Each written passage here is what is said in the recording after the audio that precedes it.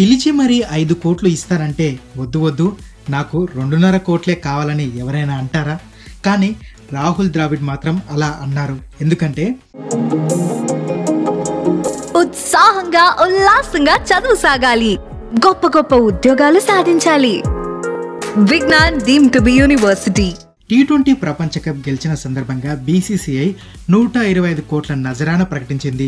అందులో 15 మంది ఆటగాళ్లకు, హెడ్ కోచ్ రాహుల్ ద్రావిడ్కు ఒక్కొక్కరికి 5 కోట్లు ఇవ్వాలని BCCI నిర్ణయించింది. అయితే ద్రావిడ్ తనకు నగదు బహుమతిని 2.5 కోట్లకు తగ్గించాలని BCCIని కోరినట్లు జాతీయ వార్తా సంస్థలు వెల్లడించాయి. బ్యాటింగ్, బౌలింగ్, ఫీల్డింగ్ కోచ్లతో పోల్చితే తనకు ఎక్కువగా డబ్బులు తీసుకోవాలనే ఉద్దేశం లేదని, వారితో సమానంగా తనకు కూడా 2.5 కోట్లే ఇవ్వాలని BCCIని ద్రావిడ్ కోరినట్లు తెలుస్తుంది.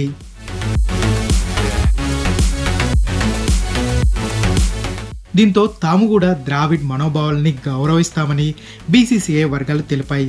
ఇప్పుడనే కాదు, 2018లోనూ రాహుల్ ద్రావిడ్ అలానే చేశారు. అప్పుడు భారత్ అండర్-19 ప్రపంచ కప్ను గెలుచుకున్న సందర్భంగా జట్టు ప్రధాన కోచ్గా ద్రావిడ్కు ఇదే విధమైన వైఖరిని అవలంబించాడు. ఆ సమయంలో అండర్-19 ప్రపంచ కప్ గెలిచిన జట్టుకు BCCI నజరానా ప్రకటించింది.